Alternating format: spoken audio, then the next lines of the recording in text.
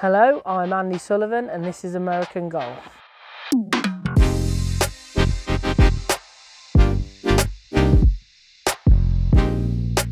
My dad just took me to a range when I was, 8 years old. Started hitting balls, really enjoyed it, and then took me onto the course, fell in love with the game, and that was it really. Got into it from that way. The age I thought I could really make a living of this was probably about 13 or 14. I got down, I think 13 I was off like 2 or 3, and 14 I was off scratch. So I felt like I could really, have a go at it from there. Work as hard as you can and put a network around you that's going to enable you to have the best team around you. I think that's important. Great coach, fitness, all that sort of thing now. It's a modern golf, even psychologists. I think you just need that team around you to enable you to go forward into the game and go through the ranks. I've been fortunate enough, I've got a putting green in the back garden, so I've been doing a lot of holing out drills, sort of from 10 feet and in. I've got a card in my hand for the other day and actually putted pretty well. So I've actually just enjoyed more of the, mental side of it, actually clearing my mind, getting a lot of stuff, trying to, having this time to reflect on myself and on my golf game. Haven't had real time to do that for all the time I've been on tour, really. So I'd say that's been probably the most pivotal part of lockdown for me. Yeah, am I a music fan? Yeah, I'm a music fan, but it can change genres, all sorts of things. I mean, literally, I'm just listening to the radio at the moment, but Virgin Chilled will be mine. Obviously, being a massive Liverpool fan, I'd have to have Steven Gerrard in there, absolute hero. I'd love to play actually with Jurgen Klopp as well, because I just think he's an absolute hero again. And you know what, we'll just have Gary Neville in there just to really annoy him the whole time we're there, really, someone like that. My personal opinion at the moment is, the Ping brand has been, I feel like it's just growing from strength to strength upon year, and for me the biggest thing I've seen in the Ping brand is, for me, the driver is just a massive improvement. The G410 currently in the bag, and for me it's the best driver out there by a mile. I'm hitting it longer, the ball's not moving a massive amount in the air for me, so consistency of hitting fairways has become massive, which has helped me shoot lower scores. So for me, that'll be the best part of the Ping brand that I've seen in the last few years.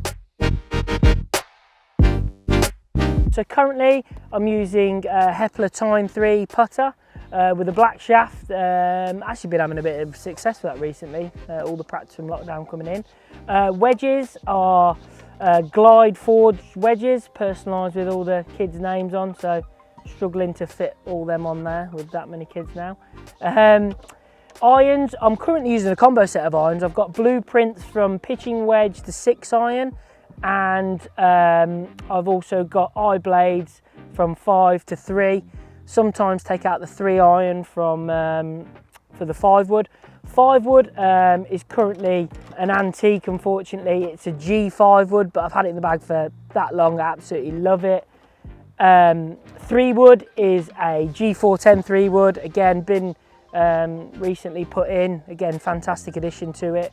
And the driver, the most trusted club in the bag, the G410 driver.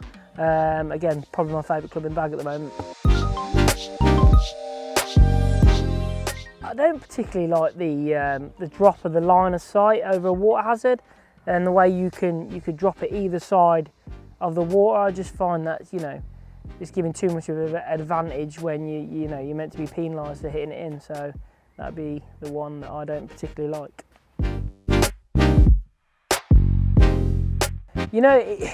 It'll make a big difference, especially to these the next 6 events we're going to play in the UK. One thing you're guaranteed in the UK is amazing fans, and a lot of them. So it'll be a lot different playing the UK and not having them there. But it'll also be interesting to see, what it will do to scoring, finding balls, and hitting into the deep rough, and it not being trampled down as much. So I think there's pros and cons on both sides as a consequence of that. Most nervous on a golf course would be first tee shot at Hazeltine Ryder Cup. I was properly nervous, especially when Roars is reminding me as I'm walking up to the tee that you know, most players that hit the first tee shot can't even peg the ball up. So that really helped me control my nerves. But to be honest, once I got the ball on the tee, I was fine after that. I was like, it's going to be okay. But yeah, that was pretty nervous. Yeah, pretty nervous at that time.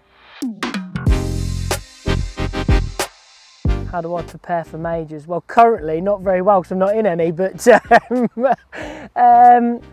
know, I like to. I don't like to stop at official hotels for majors. I like to rent a house out, have my own space, try and make it as sort of as homely as possible. You know, try and get the same sort of vibe as home.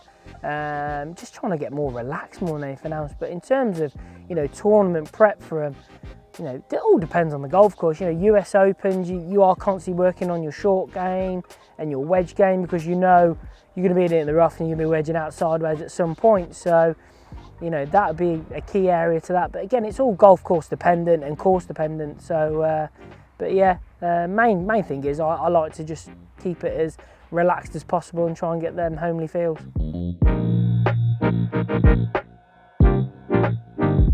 My instant thing is where have I finished second, but the one that's springing to mind is not that I thought we could have won the hole, but it would have been Ryder Cup again on the 17th tee against Ricky and Phil. Ricky's hit it in there tight, and it looked tight from the tee. It's probably like 6-7 feet, but it looked about 3. And I've gone at the flag and put it in the water. I mean, looking back, would I just put it into the green and give us a chance? Probably, yeah. So if I could have one, that'd probably be it. I think it's hard for someone to say it, but looking back now, you know, it's just to, you know, have a bit more thought logically and not just be a bit of a, you know, go along with what your mates did, a bit of a Jack the Lad. I'd definitely want to say I'd want to be a little bit more mature through my teen year, through my late teen years to my early 20s. You know, maybe I would have been more successful. I don't know. You never know. You can't really call these things, but yeah, I think a bit of that would have helped me.